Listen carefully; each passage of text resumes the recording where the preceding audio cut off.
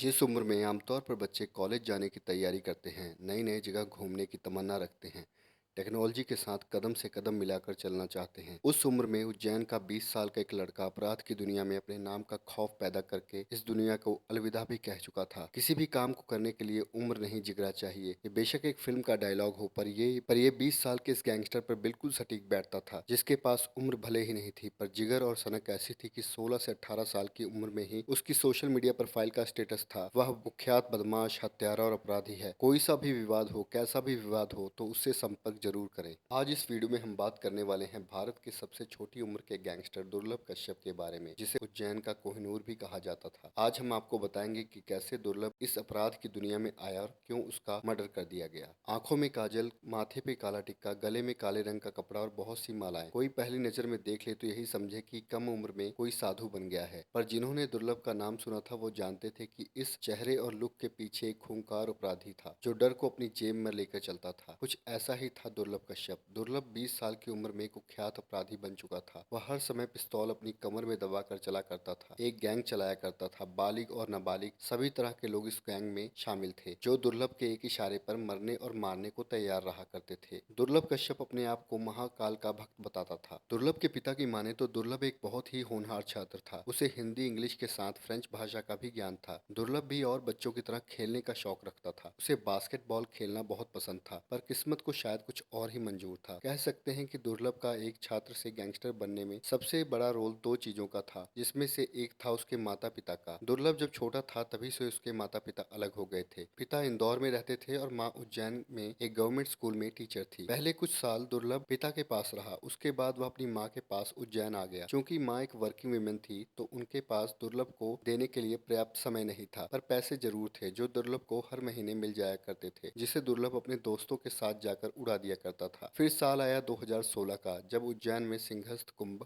लगा था और यहीं से बदली दुर्लभ की जिंदगी। दुर्लभ देर रात तक कुंभ में रहता था, बाबाओं के पास बैठा करता था। शुरुआत में दुर्लभ ने अपना जीवन बाबा जैसा बनाने की सोची और अपना लुक भी वैसा ही कर लिया था। आंखों में काजल, माथे पर टीका, कंधे पे काला कपड़ा। इसके बाद दुर्लभ को नशे की लत लग गई। वो दोस्तों के साथ मिलकर चरस, गांजा फूका करता। ये सब करते करते कब वो अपराध की दुनिया में इतना आगे निकल चुका था कि उसे खुद ही नहीं पता चला। उसने अपनी गैंग बना ली थी, जो हत्या, सुपारी लेना, डराना, धमकाना, ये सब काम किया करती थी। बहुत ही कम समय में दुर्लभ ने अपराध की दुनिया में इतना नाम कमा लिया था कि उसे प्रचार करने के लिए दुर्लभ ने अपनी अलग से एक टीम रखी थी, जो उसके फेसबुक और डिजिटल दुनिया में डर कायम किया करती थी। उसकी फेसबुक पर साफ साफ लिखा था, वह कुख्यात बदमाश, हत्यारा और अपराधी है। कोई सा भी विवाद हो, कैसा भी विवाद हो, तो उससे संपर्क करें। दुर्लभ एक दफा मर्डर के लिए सजा भी काट चुका है। उसकी सजा के दौरान तत्कालीन एसपी सचिन अतुलकर ने दुर्लभ से कहा था कि तू जेल में ही सुरक्षित है, बाहर निकलेगा तो मार दिया जाएगा, क्योंकि तूने उम्र से ज्यादा दुश्मनी मोल ले रखी है। और ऐसा लगता है कि उस वक्त एसपी सचिन अतुलकर की जुबान पर सरस्वती बैठी थी। इंदौर जेल से बाहर निकलने की कुछ वक्त तक दुर्लभ इंदौर में रहा। उसके बाद फिर से वो अपनी माँ के पास उज्जैन आ गया। उज्जैन आते ही फिर से दुर्लभ ने अपना पुराना जीवन शुरू कर दिया। देर रात तक पार्टियां, लड़ाई झगड़े और वही गुंडागर्दी। पर किसे पता था कि हर रात की तरह आई 6 सितंबर 2020 की रात दुर्लभ की आखिरी रात हो। एक बर्थडे पार्टी मनाने के बाद दुर्लभ और उसके कुछ साथी आधी रात को हमलावाड़ी स्थित चाय की दुकान पर पहुंचे।